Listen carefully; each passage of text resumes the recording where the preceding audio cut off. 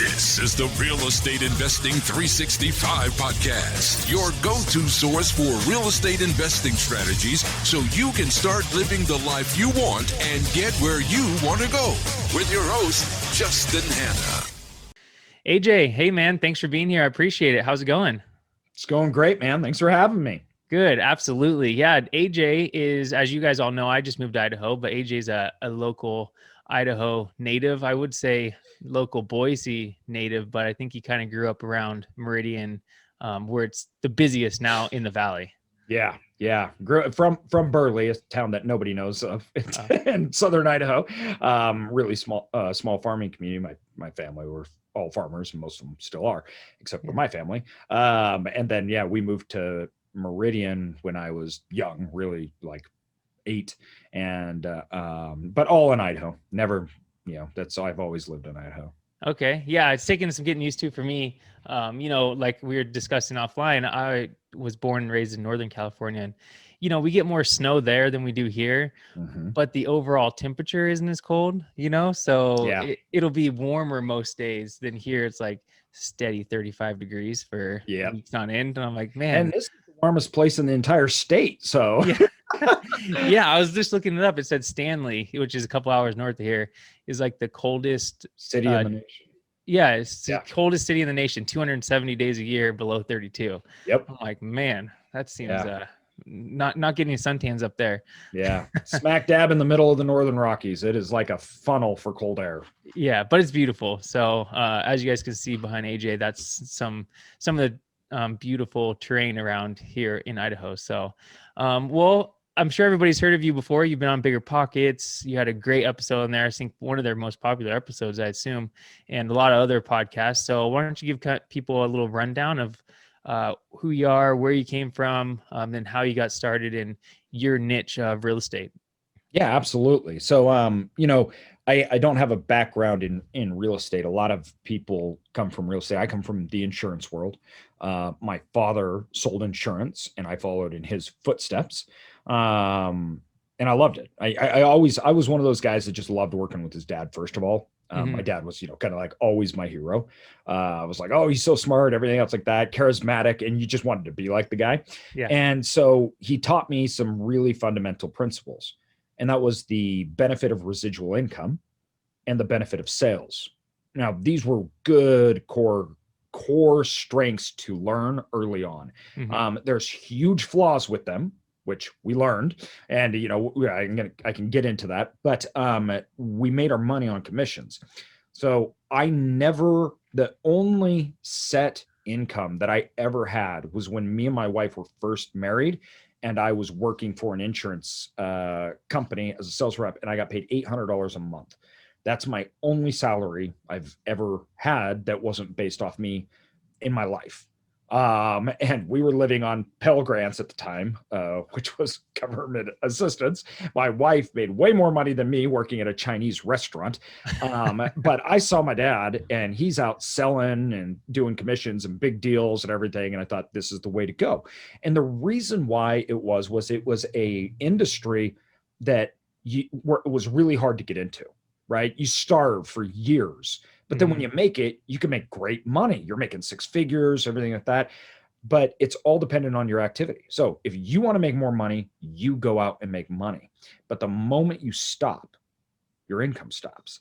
And the sales that we were in was good because we did have residual income. That meant I could sell a client once, and we would get paid every single month from that client unless we got fired.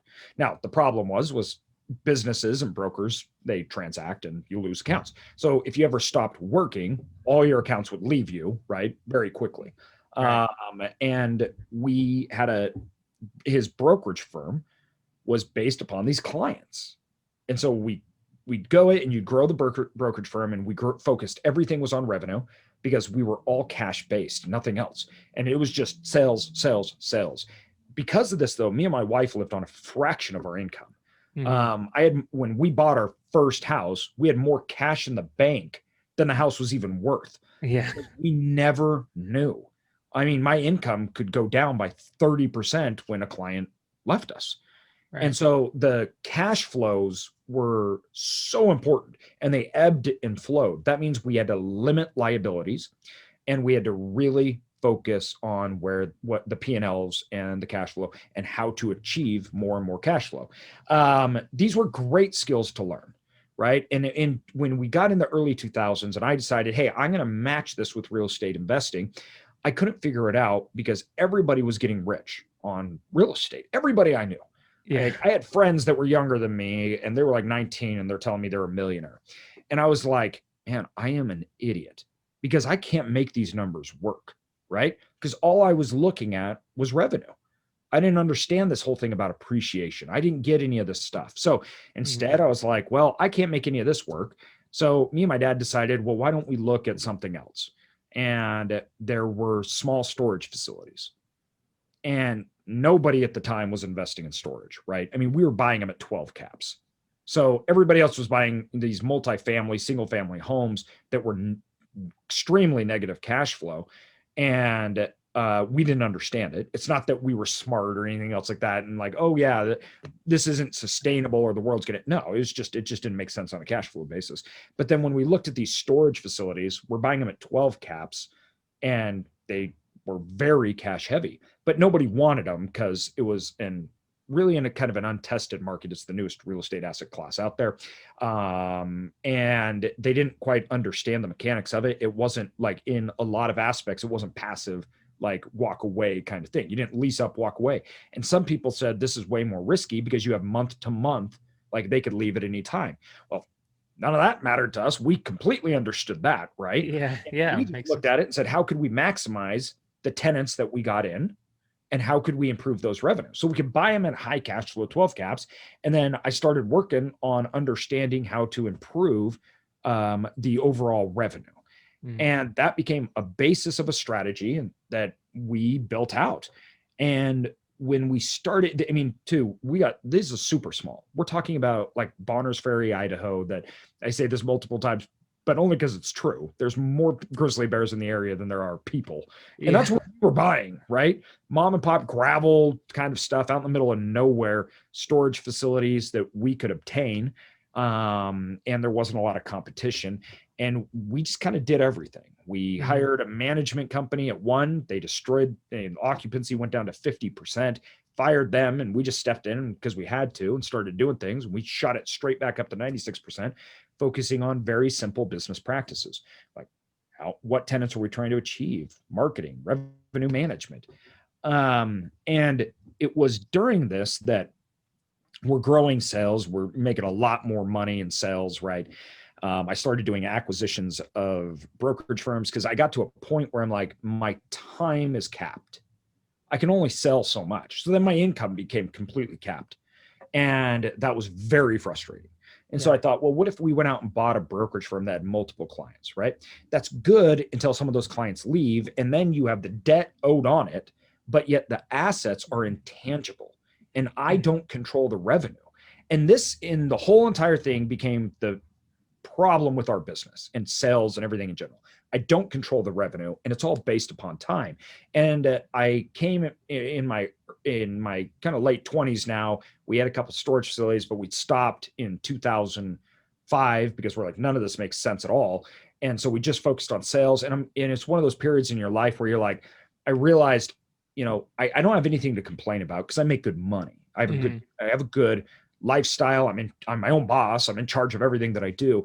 But when looking at progressing and looking at risk associated with that, I then had 3 kids, and I'm going, what happens to our income, to our livelihood, everything else like that, if I can't get out there and work? Or what happens if I want to go for a month? None of that was available to me. And so I realized I was rich, but I wasn't wealthy, right? So I made high 6 figures, right? Like, I was making 150 plus at the time, between 150, $250,000 a year. Once again, it depended. Right. So clients. Clients like real estate agents, right? Or house flippers, or anything, or something like that. Wholesalers. Wholesalers, everything else like that. Yeah. And so I'm in this, and then I was obsessed with studying wealth and things. And I realized the key to wealth was, first of all, it wasn't tied to your time and that it could be compounded. And that's when this idea just dawned on me. I'm not wealthy at all. Yeah. So I'm the exact same as anybody else that has a W-2 job. The only difference is maybe I'm getting paid higher than the average American, depending on the year, right? But that's not sustainable. And why would I even, like, I'm pocketing this and putting it in the bank account because we don't even know what to do with it. And there's no formula to reinvest that capital to get that known rate of return. So I can't compound my wealth. I can't grow it. It's tied to my time. And this was a huge dilemma for me. And I felt this urgency to say, this has to change. And then we had the crash, right? And then it was during that time, and I'd lost a couple of really large clients. And I was like, our clients got concentrated. So we're studying the revenue. We had a few really large clients, and you're going, geez, these make up 40% of our revenue. Yeah. If two of these leave, whoa, right? Because the expenses don't change, right? And so looking at that stuff, I said, these little dinky storage facilities things, they're worth more than when we bought them. The cash flow just keeps coming. Yeah. And if we bought it, I know exactly the cash flow that I get, and maybe we could really improve these. So the crash happens. All of a sudden, numbers start making sense again. And we kind of had a base, and it was like, we've got to get out of this cash cycle. Are you saying the numbers started making sense again on the small storage valuations? Yeah, that you were valuations started to come down, and really, actually, it wasn't that they came down. We entered into a world that was upside down, right? Right. So there was massive arbitrage for cash-heavy people and cash flow and physical assets. Cash was king, and assets were the plague. Yeah. Right. And this, I just looked at it and said, this just doesn't even make sense. Right. Just like 3 years prior, it didn't make sense. Now it doesn't make sense again. And so we said, we need to, I got to get into a position to where we can build wealth like we were doing with the storage facilities. And so we started buying up more. And the key to it was, though, as we bought more, we grew out our resources. And I was working 2 jobs, like workaholic, right? Because I'm like, I got to get out of the rat race. But I need to put in the time and energy to do it. And yet I wanted a system that was scalable. So I needed control. I wanted to manage it. So we were hiring people to kind of come in and help us. It started out really simple. It was like a secretary, basically, like, hey, answer the phone, put somebody in a unit. And we just kept growing every year. It was like, no, we need to do this. So we got to hire somebody to do this. And I didn't want to take the cash flow out because that was so valuable to reinvest back into this machine we were building. So I kept working and running our brokerage firm. We sold that, and I started working for a national company, the second largest. It's a multi-billion-dollar company. And I worked for them for years. I ran their divisions. They paid me really good money. And we just kept building real estate, never taking money out of it because it was so valuable. And all of a sudden, we're at the pinnacle of life. I go, I have it figured out. I'm in sales. I make money. Yeah. I'm taking that money. I'm putting it into real estate, and we can grow here. And eventually, it's going to work out great and everything. And then it was right about that time that I became paralyzed from head to toe.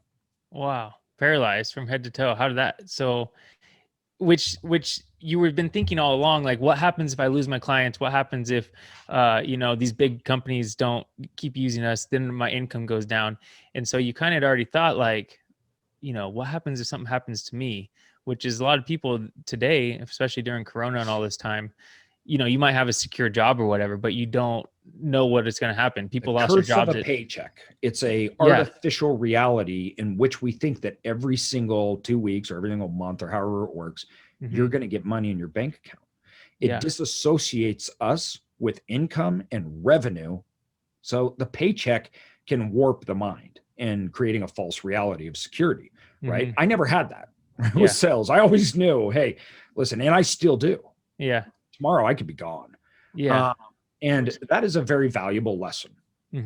Which is a great thing that you got started off doing that. And a lot of people, I think that's one of the negative things about going right away at a young age into a big company, or like I did, went right into line work. It's like, you got to work a lot of hours, but hey, you're getting paid good money. And then every 2 weeks, it's like, I remember I'd always say, because I'd work a lot of 7-day or 30 days straight. You know what I mean? Long times. And I'd say every day is the same except every other Thursday, because every other Thursday is payday. You know what I mean? Yep. And you just get stuck on that. So it's good to like broaden the horizon and realize that everybody's expendable. And that's why when like we were talking about it the first, I think that the sales part of mine, it was this blessing where, we took short-term losses, obviously, and I felt that I needed to make it, but it was probably the best thing that ever happened to me, just because I was so tied to the revenue. Yeah. And I understood it, and I understood where it came. And two, I never had a false perception that this can continue, which led me to think of other things.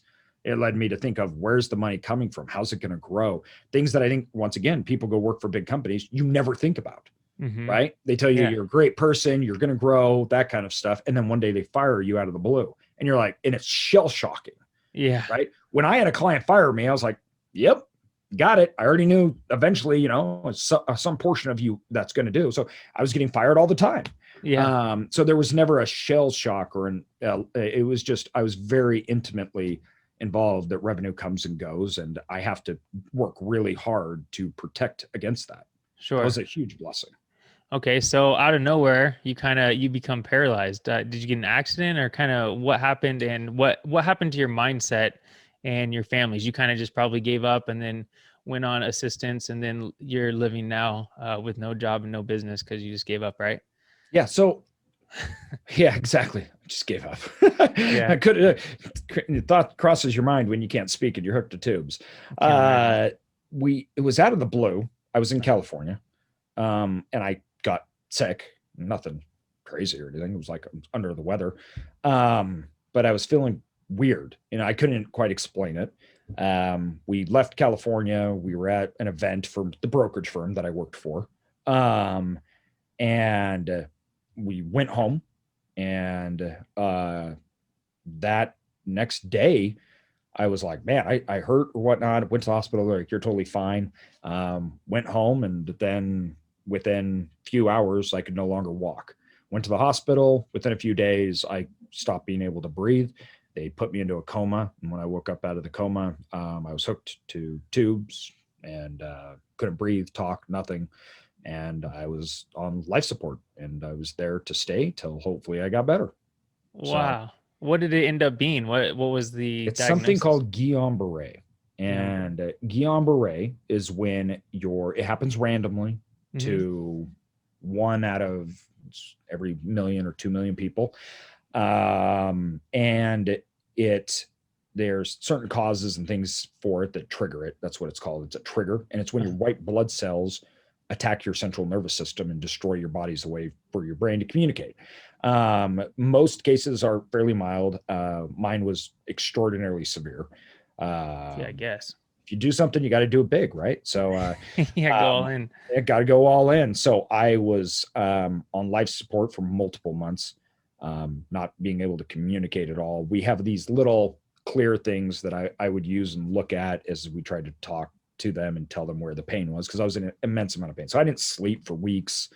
And I just lied in a hospital bed. We had 4 kids at the time. We just had our 4th kid when this happened. And then my boss came and informed me that I was let go in the hospital while I was paralyzed. Oh my gosh. I couldn't work. So, and there was no, we didn't have a checkout date. So it's not like, which I get on their part, but still it shows. Yeah, I mean, how life works. And yeah, I mean, you would hope. I mean, I feel like hopefully, if I was in that position as an employer, I feel like maybe, I don't know. It's hard to tell because I'm not in that position, but I feel like I'd want to keep the person on at least and see them through and help them out as much as possible. And maybe helped you out in other ways. I'm not sure, but still, like, to give bad news when you're already in trouble there. They kept me on the payroll for 2 months, which was nice. Okay, that's good. Then time came, and they let me know that I was going to be let go, and it was nice, cordial, friendly, and then they left, and I stayed in the hospital. Okay, so do they kind of know why this happened? Were you just overly stressed, working too hard, and you kind of immune system got down, and it kind of was a cascading effect, or they don't really know like what the reason was? They do know. We do know why it was caused. Why it was caused is interesting. It can be. We don't have to get into it either. Yeah, it's just a little controversial. I have no problem. So if anybody wants to reach out to talk to me, you can. It can be a little controversial, and it's not anything bad or something like that, but I don't even know why it is. But it's the number one cause for Guillain-Barré. You can look it up. It's nothing bad, but they're normally speaking, this is what happens if a virus enters your body. It could be anything, right? Or outside bacteria or something, and it's too foreign to the body. The immune system kicks in and it goes in overdrive to kill it. Okay. Once it goes into overdrive to kill it, something happens and your white blood cells are producing a mass, and it says, hey, while we're doing this, while we're killing this, and it switches over to your nervous system. So all of a sudden they say, this is the virus, right? And then your body goes, this is everywhere inside us. And so you start producing astronomical amounts of white blood cells because your body goes to kill your central nervous system.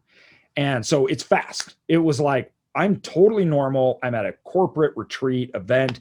My wife, my kid, we're Dave Matthews concert, golf club down in Napa Valley, totally amazing and everything. At home, not feeling so good, planting trees in the backyard. I never even said goodbye to my kids. Next day, I'm paralyzed in the hospital, and I didn't see the next time I saw my children was I think we waited a month and a half for the kids to come in and see me, because we were hoping that something maybe would happen, because we didn't know how to show my children me and I was just completely beeping, obviously I couldn't breathe, nothing. So we were a little worried about the kids and how they would react to that. But then it got to a point where we're like, we don't even know when or if I'll ever even leave. So then we just had to bring the kids in and show them. But I mean, it was that sudden. Like it was just one day fine, and next day you're done. Yeah, what a terrifying experience. And luckily here you are. And now we're interviewing you about your success in real estate in the self-storage realm. So I assume, some things started getting better eventually. You made your way back, and 3.5 years. I'm still paralyzed in some of the lower extremities, but I am out of leg braces. So I've been on, I came home in a wheelchair. We worked super, super hard. And then this year I got out of my leg braces completely. But my ankles and some of my feet are still paralyzed, but I can walk. I can't run or anything else like that. But we hope within 5 years, I'll have a full recovery, and that's our goal. So, but I went back to work in my wheelchair. So I literally, it was like, no, I'm not stopping. Let's get back at this. Yeah. Okay. So you kind of got let go while all this was happening. You didn't have that big corporate job anymore, but you still had the business of the small storage units in rural areas, I guess, at that time that you guys had run. So when you came back to work, and we just started buying big ones. So I was able to live. Then we're like, okay, we're going to pay me because if not, I had no money. But it turned out to be this massive blessing, because it turned out to say, this is where I need to focus. And from there, we just kept going. And we started up Cedar Creek Wealth, which is more on the private equity, where we fund our deals, but we manage, we operate, we invested in some technology companies. We started, I bought with a partner, some online businesses. Then I started another brokerage firm. So I started 3-4 companies since I've been out. Our wealth has exploded. And it was like, man, I should have focused on this a long time ago instead of working that job. And so definitely a silver lining. And also definitely it was like, I got to make it. And so we did. It was, it was, it's hard to say it was the best thing that ever happened to me, but I'm very grateful for my struggles and what it brought out in me, and that I was able to overcome them. And I believe I'm better than I've ever been in my life. We still have to deal with, pain and all, nerve problems and all that kind of stuff. But I'm so close with my kids and my family. They just, you know what I mean? You go through an experience like that, and it happens 2 ways. It's either you end up divorced, your family's in ruins, which is a huge majority of the people, or you come super close together. I came super close together. And all those things that we started working on 12 years ago saved my family's financial future. And that is an important story to tell to people. I was sitting in the hospital, right? And it's now Christmas. So I went in there once again. It was warm when I went in. It's now Christmas. I'm in the hospital, and it's Christmas Eve. not Christmas Day, Christmas Eve. And the hospital was going to allow me to go home to see my kids Christmas morning. They gave me 4 hours and I was ecstatic. I was like, this is going to be amazing. Right. And they were going to take me in my wheelchairs and stuff. And they were going to take me in so I could watch the kids open presents. And I got 4 hours to go home for the first time in months. And I was sitting there looking out the window and I wasn't worried about losing my house. I wasn't worried that, oh man, I don't know, the kids aren't going to have Christmas. You know, I was laid off 2 months ago. Nothing like that. I was excited. Like, oh, hey, I wonder what my wife got the kids, right? I'm like, I wonder what, you know, is going on here. And they're going to have so many presents. It's going to be fun. And it was, you know, kind of at that time where I'm like, this is really important, life changing. And people need to understand that, you know, wealth is not simply about money. It's not about money at all. It's about freedom, and it's about opportunity. It's about allowing yourself to be not only protected, but live a life that you want and to have open progress. Like, you know, you think that after an experience like that, you think your life is over. But for me, my life was like, even if I'm in a wheelchair, I have endless possibilities because I'm going to be in control of my life. I'm going to be able to invest, things like that. And I feel that when you're so tied to somebody else, that's just very, very constraining. So it was at that point where I was like, you know, I need to talk about this a lot more. I've been very fortunate and blessed, and I need to talk about this with other people, that wealth creation, because at some point we all lose our ability to work. Mine just happened to happen when I was 33. Yeah. Right. So, and it was not expected, but the key is none of us are in control of that time. You aren't, I'm not, no one is. And it's 100%. It's not a question. It's 100% inevitable. So why in the world is this not like one of the central themes to every single person in the world to create wealth and passive income? I don't know. Yeah. No, that's totally true. And, you know, one thing you said was, oh man, you realized I should have done this, or you think now I should have done this years ago. Yeah. We all think that, except for what happens in our life, right? It's all like leading up to like where we're going. So we think we want to have done that years ago, but sometimes like where you're at, exactly where you're supposed to be at. And it just happened. Things happen at the right time and you make the changes when they're supposed to happen. And I learned a lot from the, you know, corporate world. And you're exactly right. And it's, although we say that, the point is there's no better time than now to start. And you can't go back and redo because you weren't at a point mentally, right, to start. Even people listening to this podcast, right? You're out here teaching people to get in the right mind frame, to start, take control of their life. Should you have started 10 years ago? Yes, every single person on earth, including me, you, whatnot, should have started years prior. But that's not how it works. Yeah, you're waiting for the knowledge, you're waiting for the understanding to come, and then you need to start. And it is just about starting. That's the most important thing. It doesn't matter necessarily in your time frame in life when you start. It just matters that you do.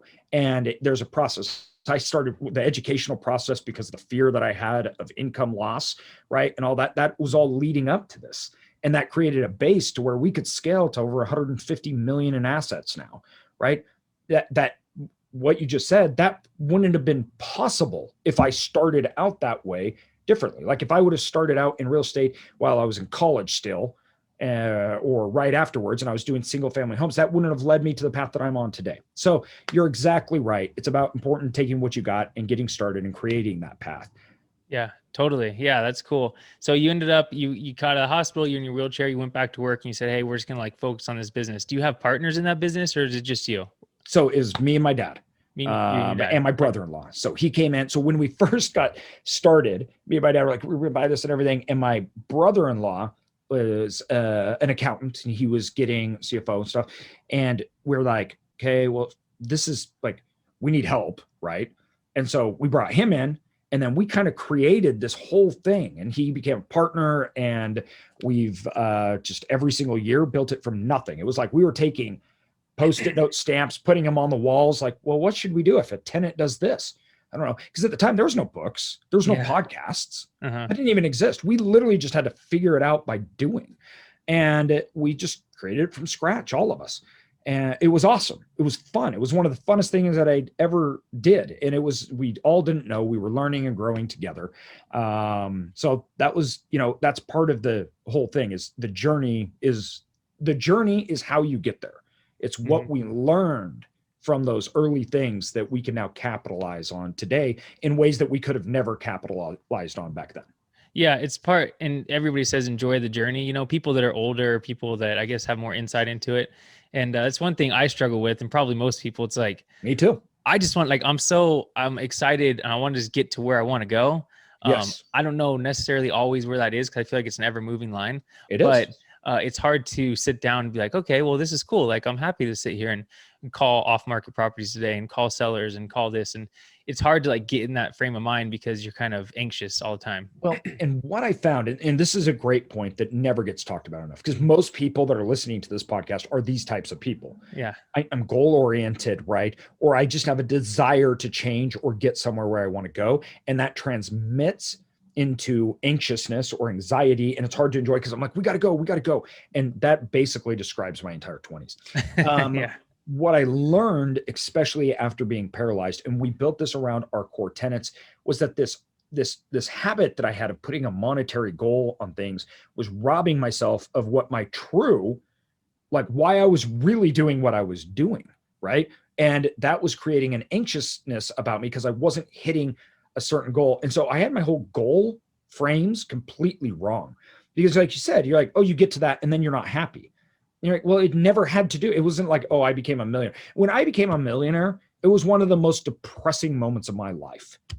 Yeah. It's like, oh, I thought this would be cool or different. And it wasn't. Right. No, I got up the next morning at 5 o'clock and went and did the exact same thing that I was doing the day before. And we rob ourselves to understand. And we created the core tenets, which after I got out, which was really, I got them on my wall here, and it's impact, freedom, and progress. The goal is to create an impact. The goal is to create freedom for us and others. And the goal is to progress. So when we outlined our goals, when we outlined in our tracking system, it was, yes, we have high arching goals and how we're going to get to those, but the focus is on how are we doing this month compared to the last month? And you're disappointed when you're not progressing. There is no end, right? That has nothing to do with it. It's not like people are like, what's your number? And it's like, I don't have a number. I need to be focusing on, am I doing more for other people than I was? Employees, investors, my family, my wife, my kids, the members of my church, on and on and on. Am I doing more or am I less? Am I more secluded? Am I sitting around watching Netflix? And I didn't used to do that, right? And freedom, right? Am I actually building myself a job, which is a huge problem. People don't build a business, they build themselves a job. Yeah. Or am I building the means to create freedom for me, my family, my investors, the people that work for me, and what's that look like? Because that's the goal, right? And then once again, progress. This year, am I better than last year? I became obsessed with this because every single day we were like, AJ, today you're going to learn how to use your hand. And then I would move like a little glass and they'd set on the side of me and everybody would cheer and they'd be like, yay. The first time I drank water was like, you would think it was the greatest thing at all. I became a baby. Wow. And it was amazing. Like I get excited. I made this huge progression, but to every normal person, that is the least, like that is the bottom of the bottom, right? Like it's so insignificant, but those became my goals. And how I looked at it was, can I use more of my fingers today? Can I talk? Right. And am I making a difference? And so it just became every single day, progress. And that's how I became happy. It didn't matter where I was. It didn't matter the position. It didn't matter if I was a billionaire, and it didn't matter if I couldn't do anything. It just mattered if I was getting better. It didn't matter that I lost my job. It didn't, it was like, I'm in this stage. Let's accept the reality of it. What do I need to do to get to a certain point? And then measure that. And every single day that I got better, I was happier. And that really became the focus. And I think that was really hard for me because I'm so goal driven. Like I needed a monetary amount.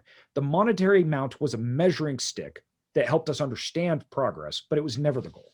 Yeah, no, I've been thinking about this a lot in the last year or two, is like, what has made me happiest at certain points in my life? And it's always been when I've had like specific goals that I'm going after. And I have like, transition period, like steps that I'm going up along the way. And I was thinking about this with my kids because they're all or three of my kids that are old enough to do anything, they're all in jujitsu here in Meridian.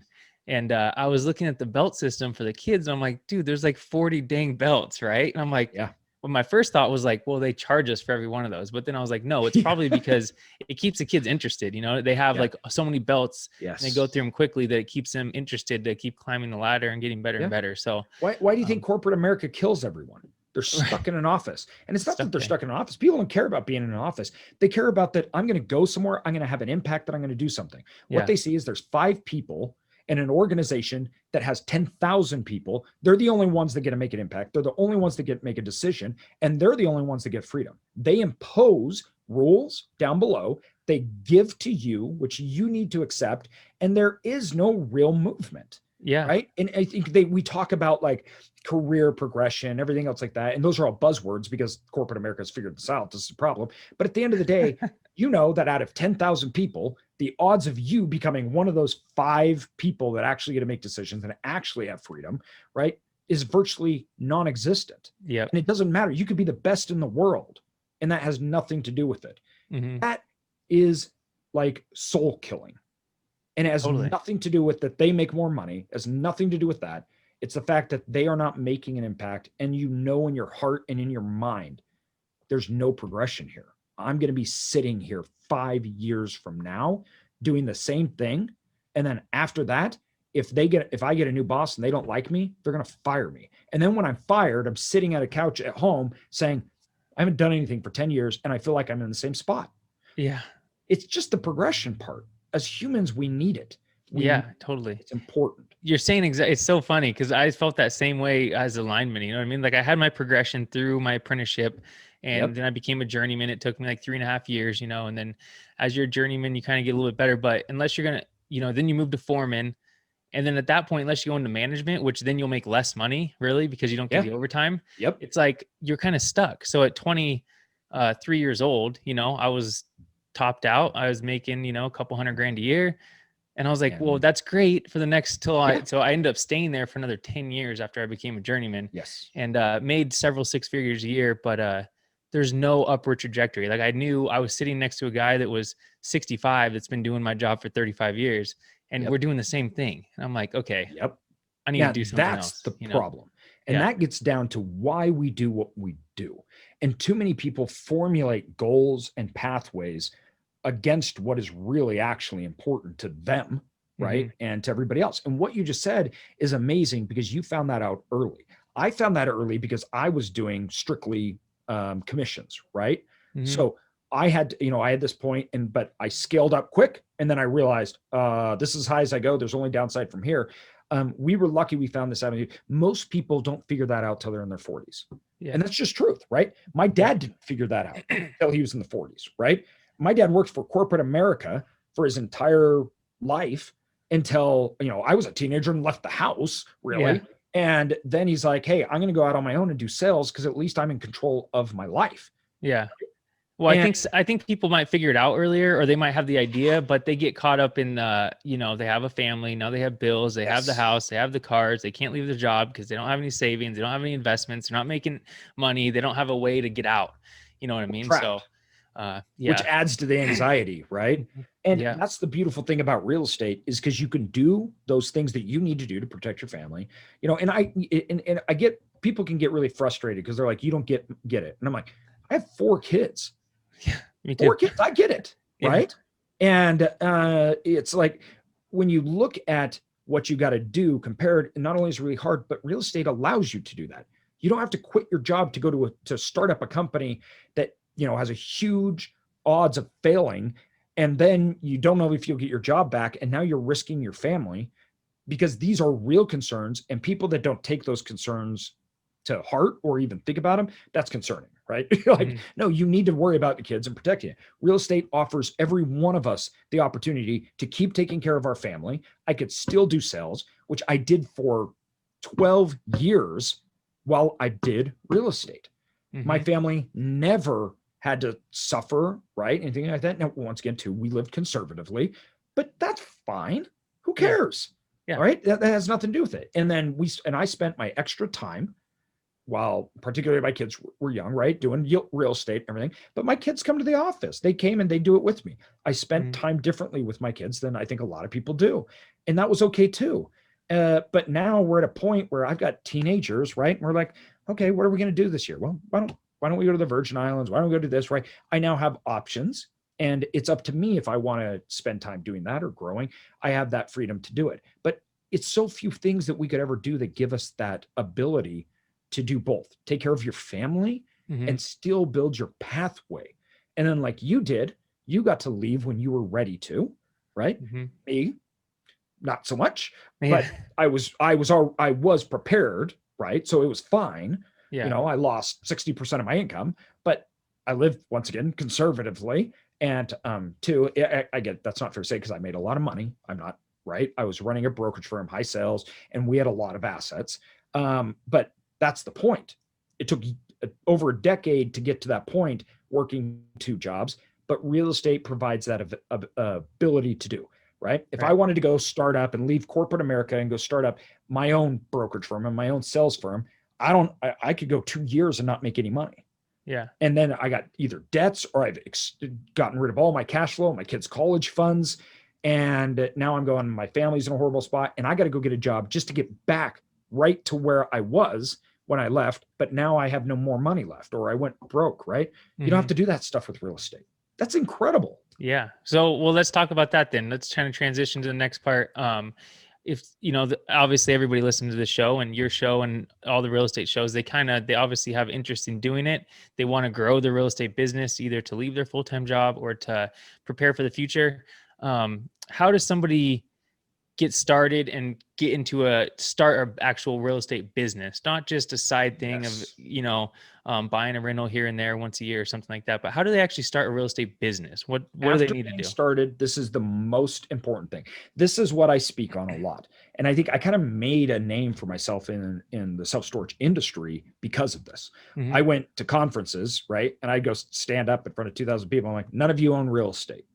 And they're like, dude, this is literally a real estate self-storage conference, right? And I go, all of you own businesses.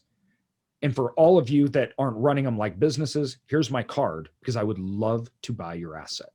And, and you know, that was kind of a message. And everybody's like, what? And I'm like, let's focus on revenue management. Let's focus on dynamic pricing. Let's focus on integrating technology to improve revenues. Let's talk about building a scalable system so that is not tied to your time, so you can focus on growing the business, not being in the business. And real estate people have a horrible habit of talking about real estate stuff and regurgitating it over and over and over again and not building infrastructure. And the reason is because lots of times that takes money that they could be pocketing, right? So once again, I and my father were working jobs. We were being paid and living off that. And we spent the first, especially starting up, we spent the money to build out the business infrastructure, not just the assets. And we would hire people, we'd buy technology that would allow us to run things online. We would pay for marketing companies. We would work with associations to build it because we would take these assets over, we would improve them, which almost always, because we weren't real estate people, was only operations. We didn't come rebuild anything. We didn't know how to do that, right? We came in, and we looked at market inefficiencies. We created management policies. We created a look and a feel like a franchise for all our stores. We created massive manuals for the self-storage operators once we got actual people in them, right? Once we got to that level. And every time that we go up, we're like, there has to be a procedure to achieve a result that has to be written down. Now we have to have people that'll be in charge of it. What is our operations? And then internally for the corporate side, that's all like, we have 2 sides. You have 2 sides of infrastructure. You have people facing, right? And then you have the internal business working side. So the people facing needed to be set up like a franchise. So, and to anybody that's saying, oh, I have apartment buildings, this doesn't apply to me. Okay. Sell me your apartment building. Right? Because it does. Every single piece of real estate, industrial, self-storage, hotels, all of that. When you start looking internally, we started building out systems to measure revenue, then understand how to maximize that revenue. What are all the lines of revenue in this asset? How do we improve all those lines? What are the individual customers for that unit? right? So if you have an apartment building and you have, a 1 bedroom, 1 bathroom, and you have a 3 bedroom, 2 bathroom, those are two totally different people. Those people will pay totally different prices. Who is that customer? How are you attracting that? Or do you have somebody that's just waiting for a phone call, right? Are you just sitting around waiting for somebody to come and ask? If so, you're getting probably not the tenants you want, and you're definitely not maximizing your price. What are all the things that you have to pay for expense-wise in that apartment building? How can you carve some of those out? How can you charge those? Are you doing cost segregation to take off the taxes for the income so you can redeploy that income, right? All of this, right? People think, oh, that's great, I'll get there at some point. No, that's where we started. And that was our focus. Because the assets, as long as we underwrote them and they cash flowed and they were good investments, solid, and they met our market criteria, everything that the real estate people talk about, right? Well, that was already done. The asset already exists. So now, how are we buying more? How are we placing that capital? Who do we need to do this? And then how are we running all of these projects? How are we making sure that tenants are behaving? What do we do when they're not? And how do we make that more efficient, right? So do we have collections? Do we have that in-house, out-house? All of those kind of things became massive procedures, policies. And what it really did was you're building the infrastructure to separate my time from my income and my business. I work on it. I work on building out a structure and a system that can scale and get bigger, right? That's what I do. And now I have people all underneath me that they work about implementation. They come back and they say, we need to extend policies and procedures. They work on the actual execution. Now, before I had to come up with the ideas, I had to work on growing, I had to do the execution, I had to do the calls, right? I had to deal with angry tenants. That's fine. That's how you do it. That's how it works. That's how you learn. But you need to document everything you're doing. Then you need to hire, automate, or get rid of all those things. And if you can document really, really well, document what you do and the results, then you can make decisions off those individual activities and the results that you get. And then you can decide if there's a better way or not. And then you can build out a policy for that, which then you can either hire somebody to administer, to do quality control, or you can automate those things, which is huge. We do a lot of that so that we know the outcome is good. We automate that so it happens every single time. Or that's a function that's not necessary and the outcome is not valid enough for me to be doing it. So we get rid of it. Those are the three things. But that comes with extensive documentation because you need to understand what's happening in your assets. You need to understand why the market. So perfect example, we bought this one and this one performs better than the other one we bought. What makes it perform better? Why is it performing better? We know all those things. So when I sit down with brokers, when I now I have people coming into the office that are going to go out and make calls, they're finding people. We have an acquisition department we're building out now. I already know those things. I've documented them all. We have them figured out. We have a way to administer and we have a way to look through deals quickly and lots of them. So that way I can look at 300 deals, right? And find one or two that work while somebody else may look at 300 deals in a year. And I can do that in a couple of weeks. These little differences are like compounding. You've extended out and the difference between those two people and their performance is staggering. And the difference is one built a business and the other one was just buying things. Yeah. So definitely it sounds like a lot for people listening, like all this stuff and a lot of people that are just getting started. The point is start from day one, running it like a business. You know, you got to do your research, you got to listen to podcasts, read books, like learn, talk to people, get a mentor, something like that. Yeah, you got to have your circle of influences because when you talk about this is a lot, I just rambled off 13 years. Right? Exactly. Yeah. So when we started out, I didn't know anything. I knew nothing about, like, we're buying office buildings now and turning them into storage facilities, bankrupt Super Kmart, Sears, ground up development. I'd never even heard of any of those things when I started. Yeah. So, you know, what we did though, like you're saying, is we had a circle of influence. I would bring deals to these people that were extremely knowledgeable. And I'd say, what am I missing? What am I doing wrong? Because I didn't know. I was an idiot, right? And still am. So I still use my people, right? I have attorneys, accountants, we have mentors, we have tech people, which we present and we stress test ideas and we learn from. They tell us what to do. We try them, right? And so getting your team around you and then documenting what you're doing. And then obviously, like you said, the education, I was reading books endlessly because I knew what I didn't know, and we had to build that out. And, Yeah. and that really is the starting point. You know, who you hang around with will make you or break you. It just will. It always has, always will.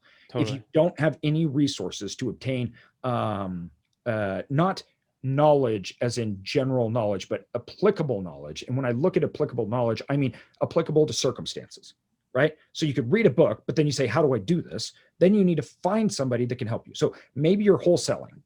Perfect example. So you're going out and you're going to wholesale. I've read all the books. I've listened to all the podcasts, right? I'm excited to do it. Now, what do I do?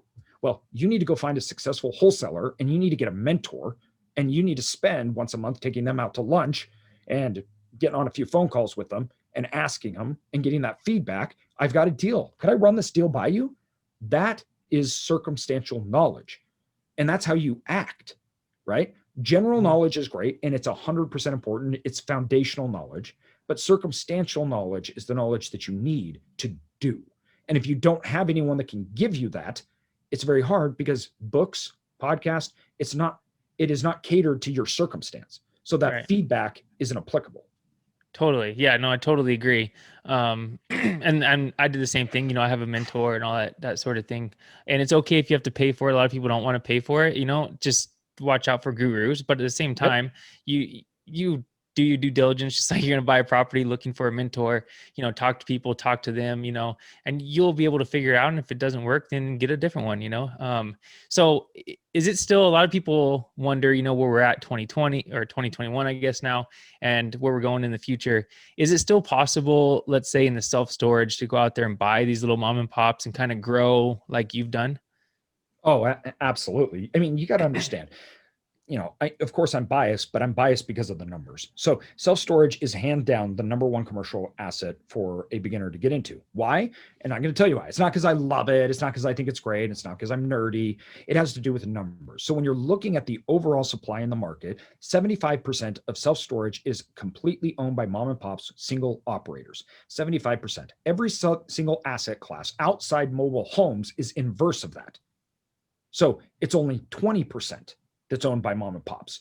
So your opportunity to buy mom and pop single operator owned assets is greater just in sheer numbers in self-storage than it is the other asset classes, because it's the newest asset class on the market. It hasn't gone through its consolidation phase. It is right now. I mean, you got to remember, in 13 years, when I got started, it was 92%.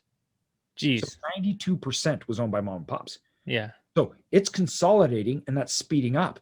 And I view that and when people are like, oh yeah, maybe we missed the boat. You're like, well, you're going into another asset class that happened decades ago, like 60s, right? This asset will get there. And I believe in 20 years, you will see a mass consolidation. In 20 years, you're probably going to have an asset class that trades very similar to hotels and apartment buildings.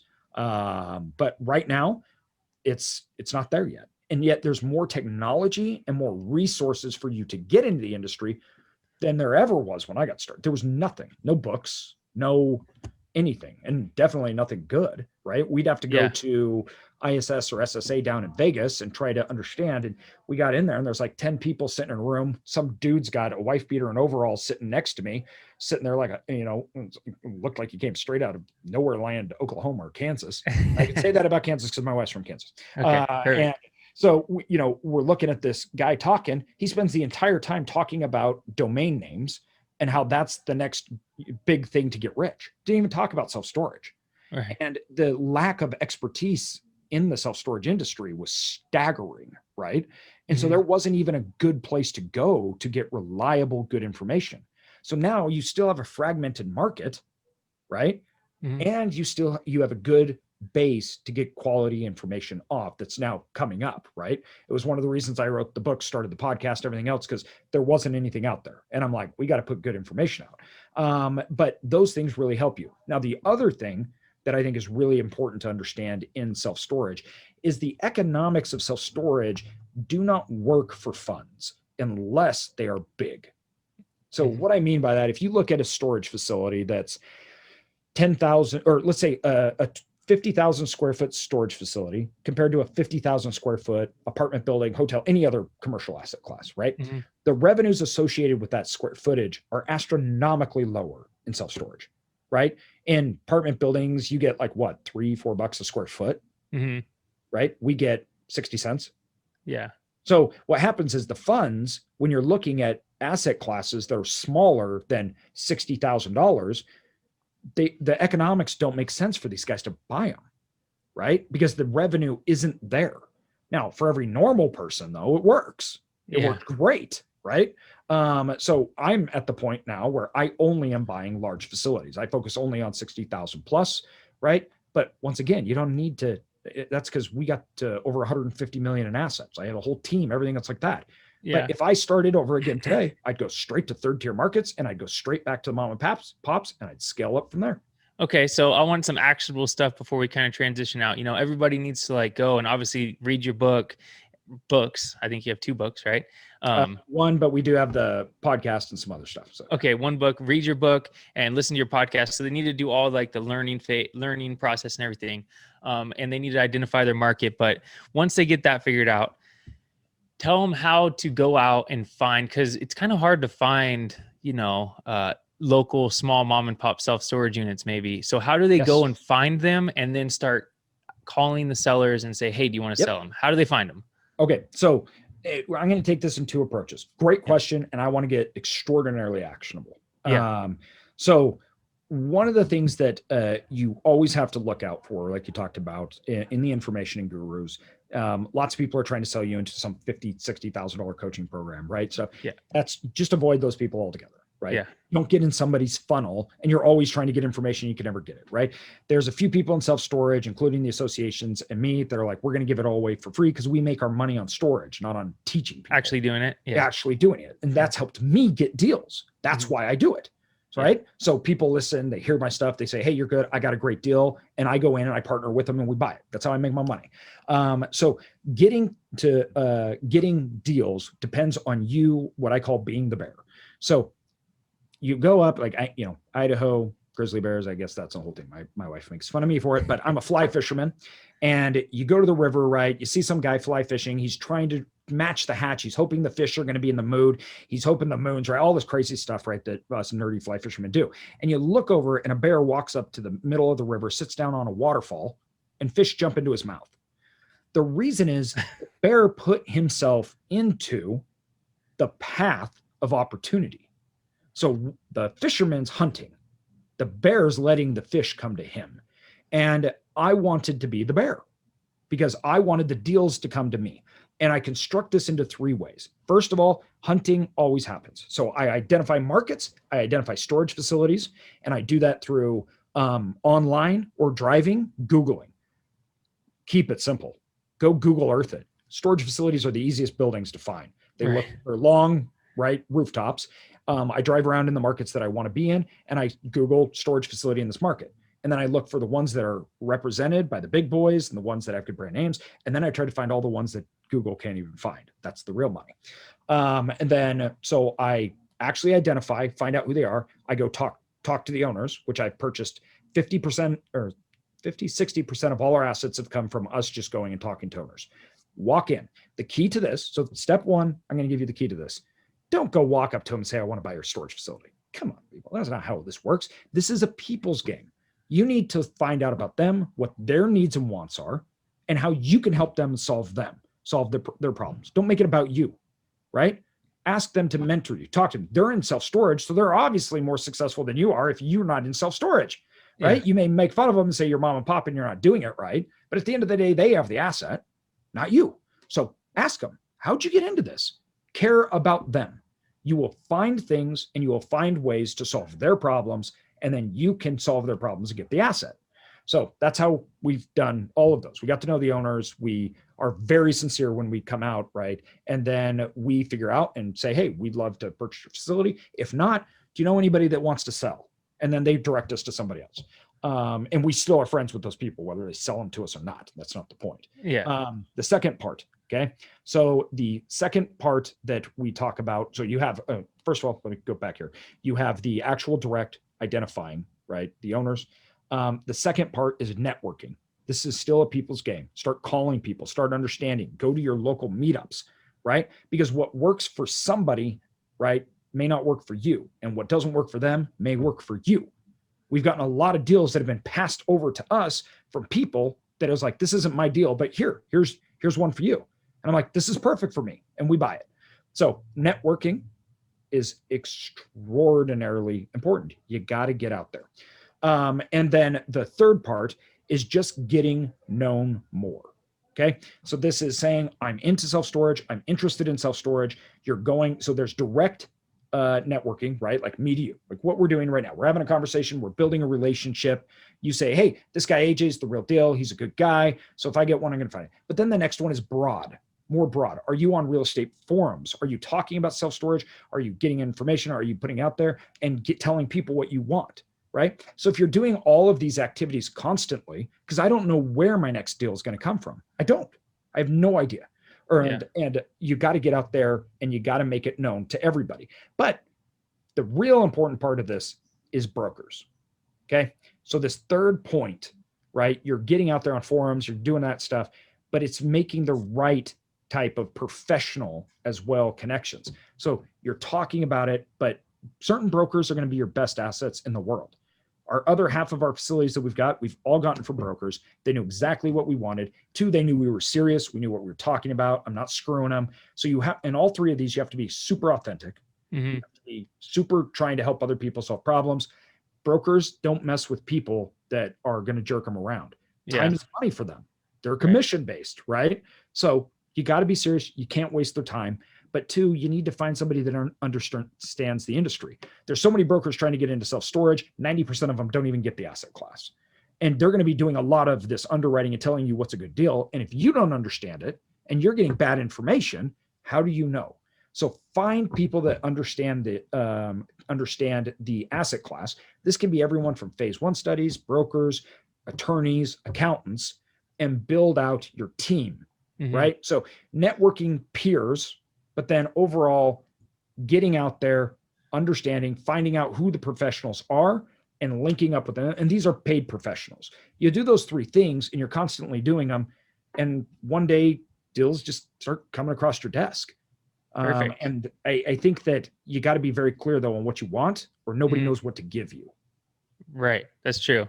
Yeah. Be clear on what you want. And so, like you said, just start out small, and then all that stuff will start coming. You need one step at a time. I mean, all that's free. All of that is free. Yeah. And all of that improves you, improves the other people around you. It costs nothing but time to you, which if you don't have assets, you don't have money, you're trying to get them, that is not nearly as valuable as the people that have the assets. So you need to do the work. You need to provide value, and you get to learn in the process. So you're exchanging your time, right, for knowledge and opportunity. That's how you get started. And that's how you get deals. Totally. How do you find those deals that aren't on Google? Just by driving and talking, and networking? Yeah, like I'll go to Google Maps. I'll go to Google Maps. I'll type in self-storage. I'll look in the cities, smaller cities, like that city that I talked about that I was in Potters Ferry, Idaho, right? When I got started, like 3,000 people or whatnot. Google doesn't even register that there's storage facilities there. Oh, okay. And so when you go, but you can clearly see them, you go along the road and you're like, oh, here's one, there's one, there's one, right? Why that's such a good opportunity is because you know that they're being managed very poorly. They don't even have a website. So how are they getting customers, right? So there's a value add opportunity in that, but those require more work because they're not easily available. And then 2, once again, going to local markets, talking to the city. I call the city, planning, zoning, things like that. Where's storage facilities? What's zone for storage, right? And they usually tell you everything you need to know. And then you can see if they're online. So going direct to cities, Google Earthing it, right? Going on, typing in storage, see which ones pop up in the Google world, and then start looking, clicking, and going around the city. We still do that today. Totally. Oh man, there's so much information there. Lots of good stuff, and inspirational as well. So AJ, I really appreciate you being here. Where can people find out more about you, your book, both your podcast, all your stuff? Yeah. Self-storage income is the easiest way. YouTube, podcast, self-storage income. AJ Osborne, Instagram. People email me, DM me. I answer all of them personally. So go to Instagram, AJ Osborne. You want to DM me? It's easy enough. Perfect. Yeah. And he's got links to his book and his podcast on there and all that stuff. So AJ, thanks again for being here. I really appreciate it. And anybody reach out to him, and take care. Have a good afternoon. Thanks, man.